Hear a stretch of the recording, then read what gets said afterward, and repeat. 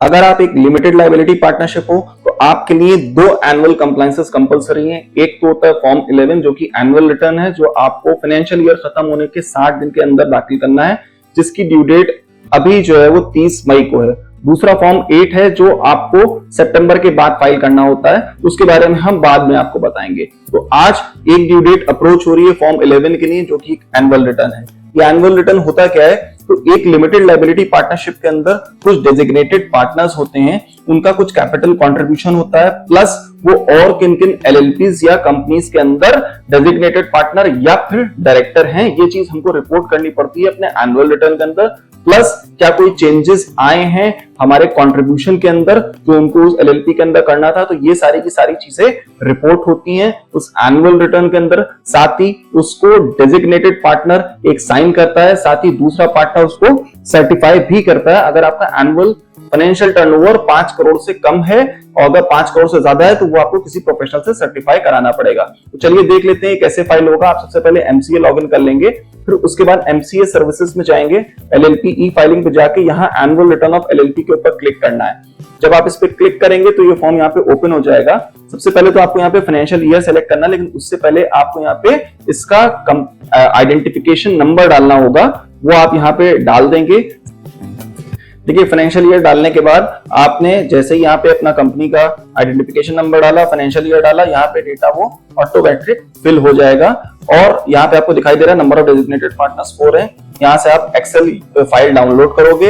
Excel file के अंदर आपको यहाँ पे डेटा भरना है। देखिए ये डेटा यहाँ पे खुल जाएगा। नंबर ऑफ इंडिविजुअल पार्टनर्स कितने, इसमें 4 डेजिग्नेटेड पार्टनर दिखाई दे रहे हैं, उनके डीपिन नंबर दिखाई दे रहे हैं। ये ऑब्लिगेशन था उनका कंट्रीब्यूशन का और इतना ही उन्होंने कंट्रीब्यूट किया, ये आपको यहाँ पे डेटा फिल कर देना है। साथ ही साथ कितनी एलएलपीज के अंदर वो पार्टनर है या फिर किसी कंपनी के अंदर ये कोई पार्टनर अगर डायरेक्टर भी है तो वो डिटेल्स भी आपको यहाँ मैंडेटरी भरनी है और इसको सेव कर लेना है। ये सेव करने के बाद आप इस फाइल को यहाँ पे अपलोड करोगे।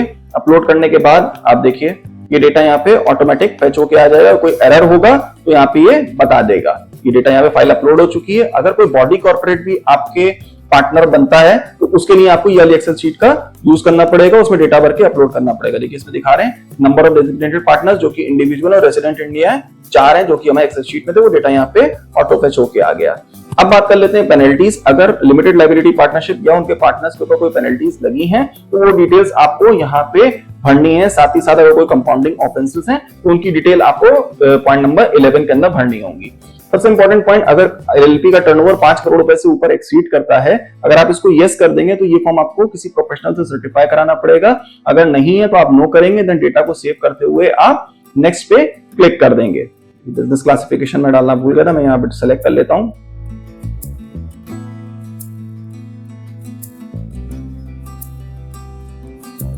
देन हम नेक्स्ट पे क्लिक करेंगे। नेक्स्ट पे क्लिक करने के बाद अब देखिए यहाँ पे आपको टिक करना रहेगा। जो भी आपका डायरेक्टर या आपका डेजिग्नेटेड पार्टनर्स को साइन करेगा उसका यहाँ पे नाम और उसका यहाँ पे आपको डायरेक्टर आइडेंटिफिकेशन नंबर या डीपिन नंबर डालना पड़ेगा, उसकी यहाँ पे साइन लगेगी। सेकंड आपको यहाँ पे सेकंड डेजिग्नेटेड पार्टनर का डालना पड़ेगा अगर टर्नओवर आपका 5 करोड़ से कम है। अदरवाइज आपको किसी प्रोफेशनल से इस फॉर्म को सर्टिफाई करा के देन सेव एंड नेक्स्ट पे क्लिक करना पड़ेगा। देखिए यहाँ पे मैंने दोनों पार्टनर्स की डिटेल डाल दी है। उसके बाद इस डेटा को आप सेव करेंगे।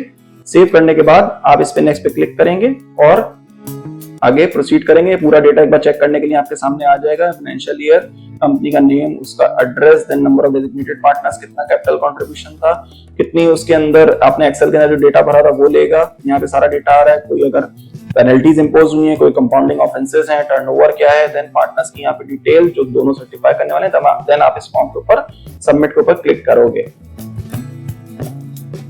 अब देखिए मैं फॉर्म ऑलरेडी फाइल कर चुका हूं, इसलिए दिखा रहा है कि ये फॉर्म तो आप ऑलरेडी फाइल कर चुके हो। तो यहाँ पे मैं नो क्लिक कर दूंगा। जैसे ही आप इस फॉर्म को ओके करोगे तब एक एसआरएन जनरेट हो जाता है। एसआरएन जनरेट करने के बाद आपको वहां पे फीस जमा करनी रहती है। पहले तो साइन लगाने पड़ेंगे। देखिए ये फॉर्म दिख रहा है, ऑलरेडी मैं सबमिट कर चुका हूं कल की डेट में। अदरवाइज आपका ये फॉर्म जैसे ही दिखाई देगा यहाँ पे फॉर्म डाउनलोड करने का ऑप्शन आता है, वहां से आप फॉर्म को डाउनलोड करोगे। डाउनलोड करने के बाद उसके अंदर दोनों ही डेजिग्नेटेड पार्टनर्स की डीएससी लगाओगे, डीएससी लगाने के बाद दोबारा से आप यहाँ पे फॉर्म अपलोड करोगे, अपलोड करने के बाद उसमें आपको एक फीस पेमेंट का ऑप्शन आएगा, आप फीस पे कर दोगे, 50 रुपए नॉर्मली आएगी उसकी, पे करने के बाद ये फॉर्म सबमिट हो जाएगा। ये था तरीका फॉर्म 11 फाइल करने का एक एलएलपी के केस में। तो अगर आपको इस वीडियो से हेल्प मिली हो तो अपने उन फ्रेंड्स के साथ जरूर शेयर करें, उन कलीग्स के साथ जरूर शेयर करें जो एलएलपी के कंप्लायंसेस को पूरा करने वाले हैं। Thank you.